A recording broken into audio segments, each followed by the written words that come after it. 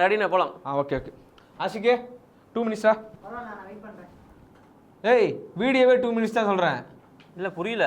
அப்புறம் என்னடா RCB match, அதுக்கு பேசுறதுக்கு நிறைய இருக்கு. என்னடா பேசுறதுக்கு நிறைய இருக்கு? என்ன இருக்கு?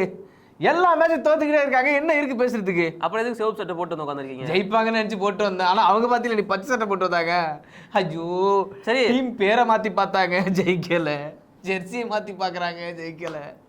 ஆர்சிபி பத்தி பேசலாம் எதுவும் இல்ல. ஸ்டார்க்னு ஒருத்தர் இருக்காரு, அவரை பத்தி பேசணும். ஸ்டார்க்கை பத்தி பேசலாம். ஆனா நீ இப்படிதான் நினைப்ப, ஆர்சிபி பத்தி பேச எதுவுமே இல்லை. உண்மையாவே பேச எதுவுமே கிடையாது. பவுலர்ஸை பத்தி பேசியாச்சு, பேட்ஸ்மேனை பத்தி பேசியாச்சு. ஆனா இன்னைக்கு ஒரு கான்ட்ரவர்சியான விஷயம் போயிருக்கு, அதை வச்சு வேணா பேசலாம். விராட் கோலியோட விக்கெட் தான். அவர் ஒரு பக்கம் போய் அடிச்சு போராடிட்டு இருக்காரு. எங்க அட்வொகேட் தேடிட்டு இருக்காரு, அவுட்ல யாரும் நிரூபிங்க ப்ளீஸ்ங்கன்னு சொல்லி தேடிட்டு இருக்காரு அட்வொகேட். அப்படின்னு பயங்கரமான பிரச்சனை போயிட்டு ஜம்பியார்ட்ட போயிட்டு பாருங்க, நான் அட்வொகேட் வச்சு பேசிக்கிறேன், நீங்க சொல்லுங்க, நீங்க தான் அவரோட அட்வொகேட். ஓகே, அதாவது கிரிக்கெட் பார்க்குறவங்களுக்கு வந்து கொஞ்சம் கன்ஃபியூஷனாக இருக்கும். ஏன்னா அந்த பால் வந்து பார்த்தீங்கன்னா பீமர் மாதிரி இருக்கும், இங்கே வந்து மீட் பண்ணுவார், அந்த மாதிரி ஒரு பாலாக இருக்கும். பட் அந்த சமயத்தில் ரூல்ஸ் படி செக் பண்ணி பார்த்தா நான் முன்னாடியே வந்து தினேஷ் கார்த்திகோட விக்கெட்டுக்கு சொல்லியிருந்தேன் மும்பை இந்தியன்ஸ். என்ன அப்படின்னா இடுப்போட ஹைட்டை வந்து அளந்து வச்சிருவாங்க. ஸோ அளந்து வச்சுட்டு அங்கே அவரோட இடுப்பு ஹைட்டுக்கும் அந்த பாலோட ஹைட்டுக்கும் கம்பேரிசன் இருக்கும். அப்படி பார்க்கும்போது இடுப்பு ஹைட்டை விட பால் வந்து 0.01 அவ்வளோ கீழே இருந்தால் கூட அது வந்து நோ பால் இல்லை. அப்படிதான் தினேஷ் கார்த்திக்கு வந்து அந்த பால் வந்து நோ பால் இல்லைன்னு கொடுத்துருப்பாங்க. அதே மாதிரி தான் விராட் கோலிக்கு இந்த அவுட்டு. ஆனால் இப்போ வரைக்குமே இது ரொம்ப பெரிய கான்ட்ரவர்சியாக போயிட்டு இருக்கு. ஐபிஎல் ரூல்ஸ் படி, இப்போ இருக்கிற ரூல்ஸ் படி இது அவுட்டு தான். பட் இருந்தாலும் பல எக்ஸ்பர்ட்ஸ்லேருந்து பல கிரிக்கெட்டர்ஸ் வந்து பேசுறது என்னன்னா, இது கண்டிப்பாக ஒரு ஸ்போர்ட்ஸ்மேன்ஷிப்பே கிடையாது, இது பெரிய டிசப்பாயின்மெண்ட், இது அன்லைக்கி தான் விராட் கோலிக்கு, இது அவுட்டு கிடையவே கிடையாதுங்கிறாங்க. நான் விராட் கோலி மனசாச்சா மாதிரி ஒன்று சொல்லவா? சொல்லுங்க. நான் ஒருத்தன் தான்டா ஆடுறேன், ப்ளீஸ் என்ன ஆட விடுங்கடா கொஞ்சம் நேரம், எல்லாரும் பார்க்கட்டு சந்தோஷமா இருக்கட்டும் அப்படின்ற மாதிரி தான் அவர் டென்ஷன் ஆகிட்டு இருந்தாரு. ஆனால் செம்ம டென்ஷன் ஆகிட்டாரு ஆன் கிரவுண்டில். விராட் கோலி தான்ப்பா, டென்ஷன் ஆனாலும் சரி, ரிலாக்ஸாக இருந்தாலும் சரி, அவர் வேலையை அவர் கரெக்டாக பார்ப்பாரு. பட் ஆனால் அந்த விக்கெட்டு தான் பெரிய கான்ட்ரவர்சியாக போயிடுச்சு. பட் நீங்கள் ரொம்ப டீட்டெயிலாக மக்களுக்கு சொல்லிட்டீங்க, சூப்பர். அதெல்லாம் தாண்டி இன்னைக்கு ஒரு விஷயம் நடந்துச்சு. சொல்லுங்க. என்னன்னா, இது ஆர்சிபி மேட்சான்னு சொல்லிட்டு கிளைமேக்ஸில் பார்க்குற மாதிரி இருந்துச்சு. ஒருவேளை ஜெயிச்சிருவாங்களோ, இப்போ இப்படி பார்க்க ஆரம்பிச்சிட்டாங்க ஆடியன்ஸ் எல்லாம். தோத்துருவாங்க தானே, ஜெயிச்சிருவாங்களோ அப்படின்ற மாதிரி பார்க்க ஆரம்பிச்சிட்டாங்க. அதாவது ஆர்சிபி ஜெயிக்கிறாங்கிற மொமெண்ட் வரதே ஒரு பெரிய விஷயமா பார்க்க. அது எதிர நாக் அவுட் ஸ்டேஜ்ல, அது யாரு, அது லீக்ல 7 விக்கெட் போய் 8 விக்கெட் போய் கரண் சர்மா வந்து அடிச்சிட்டு இருக்காரு பாவம். கரண் சர்மா அடிக்கும் போது நான் செத்துட்டு வந்துருமா? ஏன்னு கேளுங்க. பவுலர் யாரு? Okay Mitchell Starc, world's best பவுலரை விடுங்க, இன்னைக்கு ஒஸ்ட் பவுலரான இருந்தாரு. எவ்வளவு 20 கோடிக்கு மேல போயிருக்காரு அவரு. ஆனா கரண் சர்மாவை நம்ம அண்டர் எஸ்டிமேட் பண்ண முடியாதுன்னு.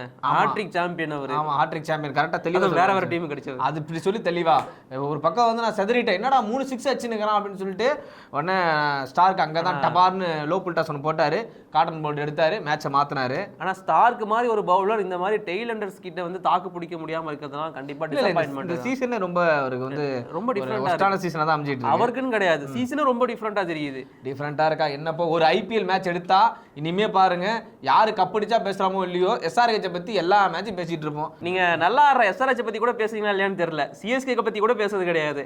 ஆனா ஆர்சிபி பத்தி மறந்துடுவாங்கடா, தெரியாதுடா, விராட் கோலி மறந்துடுவாங்கடா.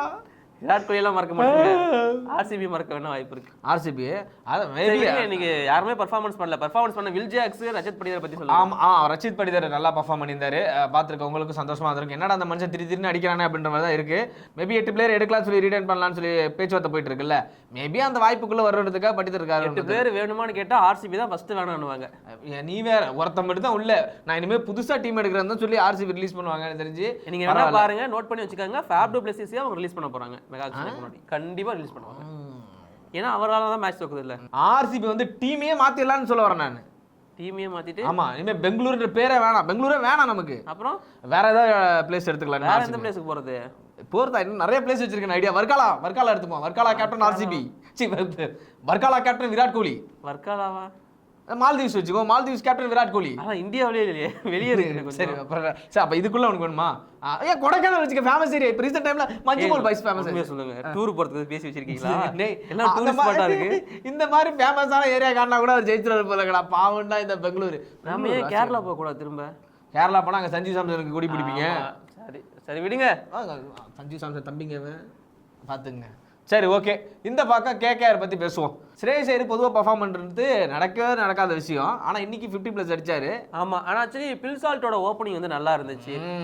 நான் இந்த பிச்சு கொடுங்க அடிப்பேன் அப்படிங்கிற மாதிரி அடிச்சிட்டு 28 ரன் அடிச்சாரு 3ஆவது ஓவரில் நினைக்கிறேன். அதாவது அதில் வந்து நரேன் விட்டா சால்ட் விட்டா நரேனும் அடிச்சிடறாங்க. 2 பேரும் அடிச்சா நரேனுக்கு நீ கிளிக் ஆகல, கிளிக் ஆயிருந்தது ஆர்சிபி, அவ்வளோதான். இன்னொரு ரன் சொல்கிறதுக்கு என்ன இருக்குது? ஆர்சிபி எல்லாம் மறந்துடுங்க, இது மறக்க ஆரம்பிச்சிருங்க, அவ்வளோதான். ஆமாம், நான் அந்த விஷயத்தையும் சொல்லணும்னு நினச்சேன். RCB almost eliminated.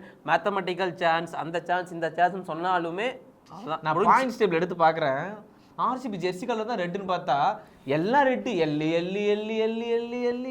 அதான் நீங்கள் சொல்லியிருந்தீங்க, நம்ம மேட்ச் பார்க்குறப்ப பேசிட்டு இருந்தோம் 6க்கு 6 ஜெயிச்சா 14 பாயிண்ட்ல போக வாய்ப்பு இருக்கு அப்படிங்கிற மாதிரிலாம் சொல்லிட்டு இருந்தீங்க. 6ல் 1 ஜெயிச்சா போதுன்ற மாதிரி ஆர்சிபி ஃபேன்ஸ் இருக்கிற சான்ஸ் படி இப்போதைக்கு அஃபிஷியலாக இல்லைனாலுமே RCB eliminated from IPL 2024 playoff. KKR வந்து 222 அடிச்சிருந்தாங்க. பட் இருந்தாலும் அதை டிஃபெண்ட் பண்ணுறதுக்கு இவ்வளோ கஷ்டப்பட்டாங்களே. கேகேஆர் பவுலிங் வீக்காக இருக்குன்னு நினைக்கிறீங்களா?